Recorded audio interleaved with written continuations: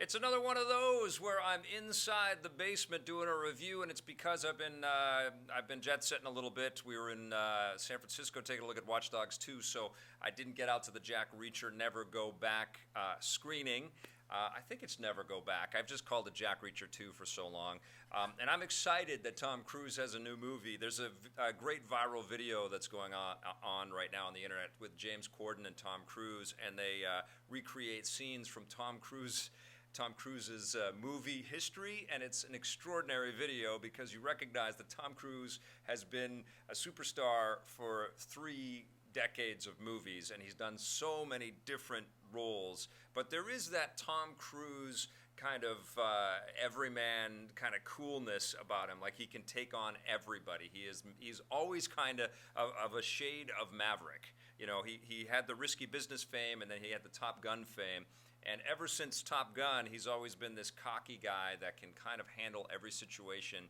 And that kind of is the story with Jack Reacher. But Jack Reacher is kind of an interesting creation. He's, of course, based on the novel series. And he's a military guy. He's a major that has all kinds of incredible training and incredible discipline. He knows how to sort of get himself out of every precarious situation. The first Jack Reacher movie was a hit, but I think it had a long tail. I think it took a while for people to find this movie. I don't think it was, a box office sensation. I think it did all right at the movies in the box office, but I think people found it on home video and appreciated the slickness. Christopher McQuarrie was the director of that first one, and I really liked it. It was a little edgy. It was hyper violent. It dealt with some mental health issues, and it was a little sort of grittier and more mature than we've seen, in a lot of the sort of popcorn Tom Cruise type movies before. This sequel, I think, veers back towards the safe Tom Cruise zone, the matinee idol, the sort of megastar, going to save the day kind of thing. And it's still violent and it's still sort of gritty, but I don't think it sort of has the style or the sort of taste of the first Jack Reacher movie. Christopher McQuarrie produces this one, but it's Edward Zwick who directs this one, and I don't think he's got quite the directorial chops. And if you want a good reference point, just look at the last Mission Impossible movie, which Christopher McQuarrie also directed. That was incredible. That was just an amazing piece of cinema. So much fun. This movie is not that. But it's still a pretty cool Jack Reacher potboiler. It's a thriller. Of course, Jack Reacher gets thrown into this military sort of controversy. There is definitely some double crossing going on, and Tom Cruise is trying to figure out why his new colleague, played by Cobie Smulders, also an Army major, has been framed for a crime that he doesn't believe she committed.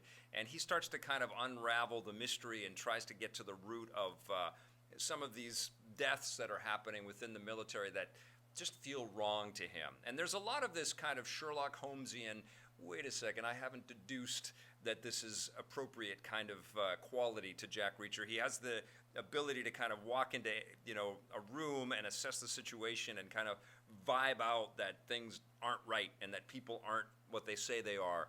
And he kind of goes on this sort of gut check instinct. And Cruise kind of projects that and portrays that in an efficient way.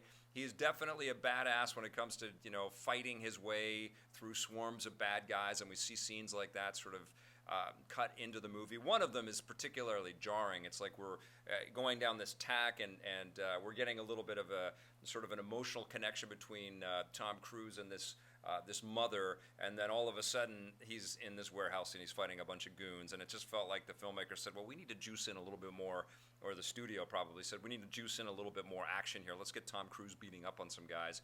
Felt a little artificial, and the movie does kind of have a little bit of that, but I think what's amazing to see is the vitality that Tom Cruise still has as a movie star, and the energy that he always projects in his roles. If you want to see Edge of Tomorrow, that was a recent incredible success story with Tom Cruise as the lead. And this isn't that quality, but he's still got it.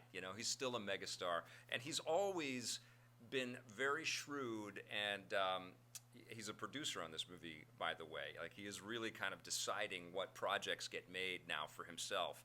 And he's shrewd in the co-stars that he casts. And Cobie Smulders, who we've seen on How I Met Your Mother and, of course, in The Avengers, she is fantastic in this. She is almost like a female Cruise, you know, and she keeps up with him toe to toe. She gets into combat situations. She gets into kind of detective mode. There are lots of shots of both of them running at full tilt, and they're both running side by side, and it just looks like almost mirror sort of gender images of each other, and it's fascinating because she is as badass as he is, and I like that. I like that we have you know, kind of a partner and a foil that can keep up with Tom Cruise, and I think that's a you know, a generous sort of mature kind of approach from this guy that has always been at the center of all of the attention. I think he's starting to learn how to share the screen in some really smart ways. You know, we saw that with Night and Day. We definitely saw that with Emily Blunt in Edge of Tomorrow, and I think we're definitely seeing that here again with Jack Reacher: Never Go Back. It's there are some kind of roads that we go down there where it feels like we're starting to get a little bit more sort of a familial backstory to this drifter character that Jack Reacher is. He's always sort of staying in seedy hotels and just moving. He doesn't have a fixed address anywhere, but they're trying to, in the storytelling of this movie, trying to sort of pin something on him, and I'm not going to spoil it unless it's spoiled in the trailers, well, you'll have to see if it pans out or not, but it's it kind of works. You do kind of have that because the character of Jack Reacher projects such an air of mystery. We really don't know much about him other than he has left the military and he still gets called in on military mysteries from time to time, and he has to solve things in his own way. We don't really know who this guy is, and Cruise does a pretty admirable job of you know, creating that enigmatic kind of viewpoint, and you do get the sense that this is a character that has been damaged, but he is learning how to make wrongs right in his own way. It's still a fun movie. I like this Jack Reacher series. I don't know if they'll make a third one. I don't know if the box office this weekend will you know, push everybody towards making more of these. But I think it's pretty fun. It's not as good as the first one, but I'm going to give Jack Reacher: Never Go Back a 7.5 out of 10.